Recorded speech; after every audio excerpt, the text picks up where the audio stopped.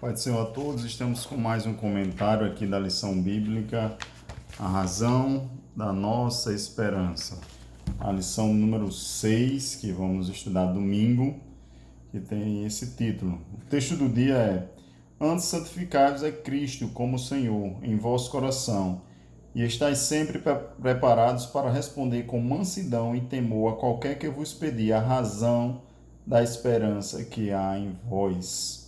A síntese diz: diante das injustas perseguições, os cristãos devem se preparar para dar a razão da esperança cristã.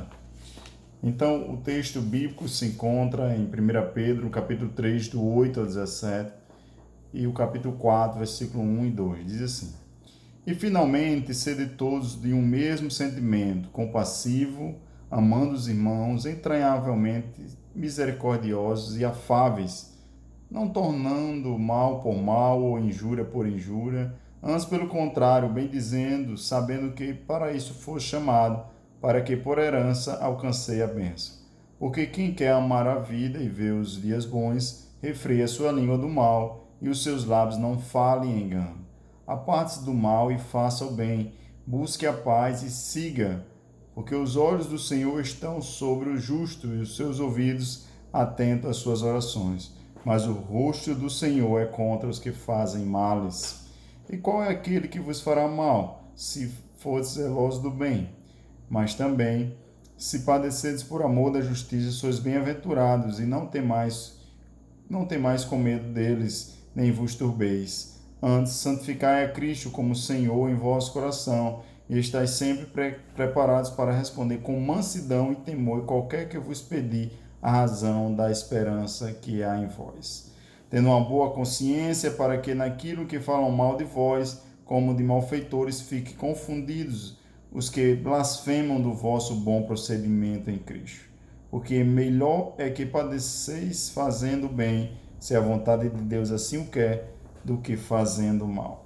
Ora, pois já que Cristo padeceu por nós na carne, amai-vos também vós com este pensamento, que aquele que padeceu na carne já cessou do pecado, para que no tempo que vos restas na carne, não vivais mais segundo as concupiscências dos homens, mas segundo a vontade de Deus. Certo? Então, este é a leitura da lição número 6, a razão da nossa esperança. Então, o apóstolo Pedro começa lembrando aos cristãos, né, para ser misericordiosos, ser amáveis, ser afáveis, não responder ou dar o mal pelo mal, e sim responder com o bem. O cristianismo, Jesus, quando começou a ministrar, já lá no Sermão do Monte, capítulo 5 de Mateus, começa a ensinar, e ele traz esse ensinamento. Só já disseram a vocês que amai o próximo e odiai os vossos inimigos. Mas Jesus disse: mas eu vos lhe digo que amai os vossos inimigos.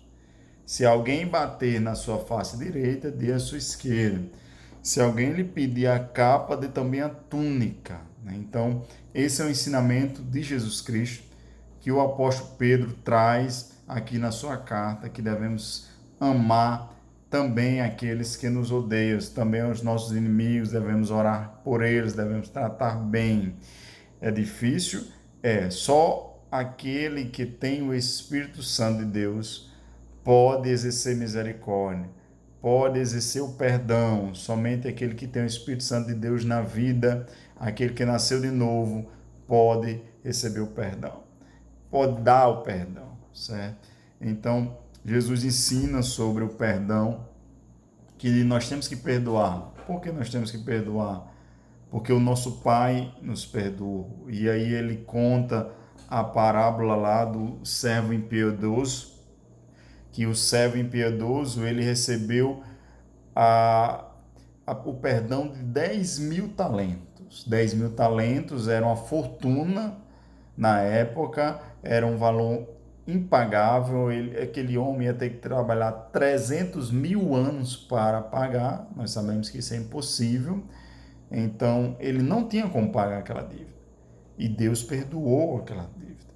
O Senhor perdoou aquela dívida, o Senhor representando Deus ali. Então, quando Deus perdoa um homem, nos perdoa de uma dívida impagável, nós não temos como pagar. Só que com o irmão dele, com o conservo lá, ele devia 100 denários. Era uma dívida que podia ser paga. Daria o quê? 3 meses ou 4 meses de trabalho e seria paga aquela dívida, mas ele não perdoou. Então ele foi lançado nas trevas e não seria retirado até pagar a dívida dele com Deus, ou seja, nunca ele ia ser retirado. Então, aquele que não exerce o perdão, não exerce misericórdia, é porque ele não se sentiu se perdoado por Deus. E quando ele não se sente perdoado por Deus, ele não exerce a misericórdia.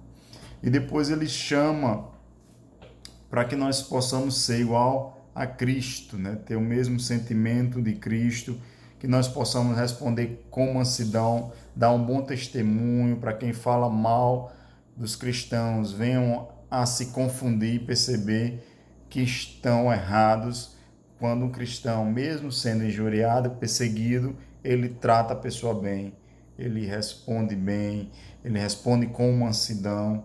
Isso que nós temos que estar aptos para responder a razão da nossa esperança. Então, por isso que temos que estudar a Bíblia, buscar a revelação de Deus, buscar a sabedoria divina, porque nós temos que responder cada caso, por que somos crentes?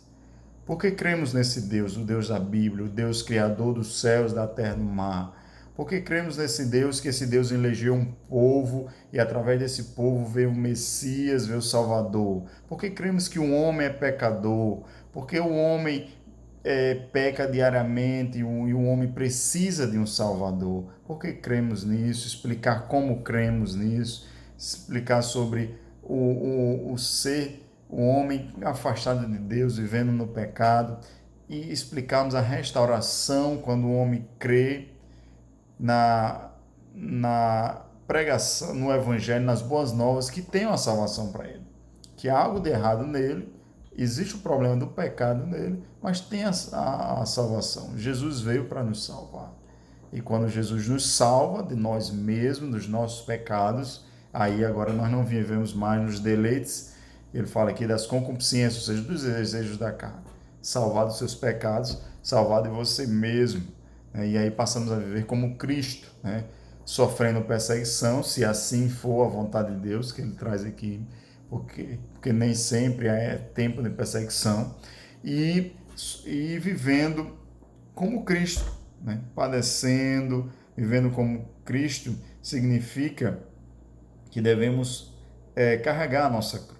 Jesus diz: aquele que quiser salvar a sua vida, perdê-la, e aquele que quiser perdê-las, a encontrará. Então, nós temos que viver como Cristo, doar-se. Jesus doou-se a si mesmo, nós temos que doar-se aos nossos irmãos, ao nosso próximo, à nossa família, aquelas pessoas que estão ao nosso redor. Então, isso é o cristianismo, isso é viver como Cristo, mostrar a luz nesse mundo, sermos o sal da terra, sermos aquela figura de Deus aqui na terra, sermos a imagem de Deus aqui na terra. Então, muitas vezes nos traz a uma vida de sofrimento. A vida de santidade é uma vida muitas vezes perseguida, muitas vezes mal vista, muitas vezes as pessoas não entendem.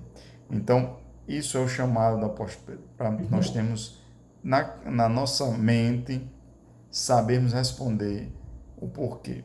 Porque assim, mesmo que seja, a pessoa tenha que crer na mensagem. A mensagem, ela é pregada e chega um momento que a razão pura não vai resolver todos os problemas. Você vai ter que crer.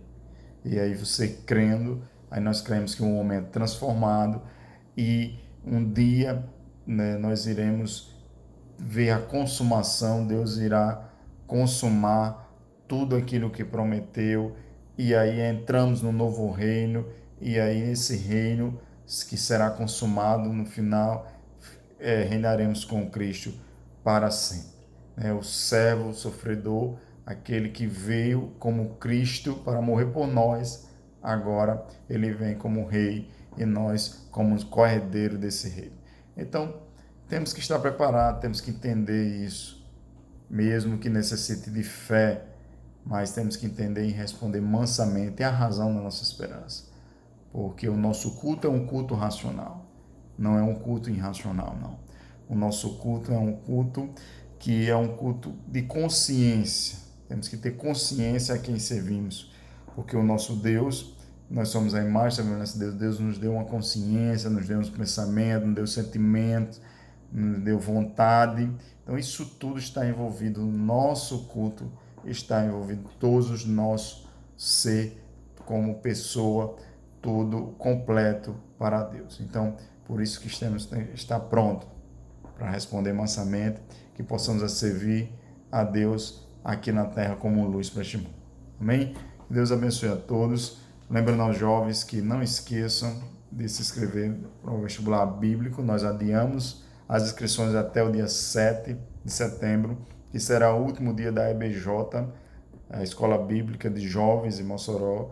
5 a 7 estaremos ali no Templo Sede, e até o último dia nós estaremos realizando as inscrições. A inscrição é gratuita, né, e você estará concorrendo em primeiro lugar ao smartphone, no segundo a bicicleta e no terceiro uma Bíblia de estudo. Então que Deus abençoe, que você possa estudar esta lição. Eu sei que tem alguns jovens que não têm essa lição na sua congregação, mas você pode adquirir ela, seja por meio impresso, né, ou até mesmo digital. Você pode estudar e pode participar. Estuda as cartas de Pedro, estuda a lição, você participa sem nenhum problema. Jovens e adolescentes da Assembleia de Deus em Mossoró estão todos convidados. Paz do Senhor a todos. Amém.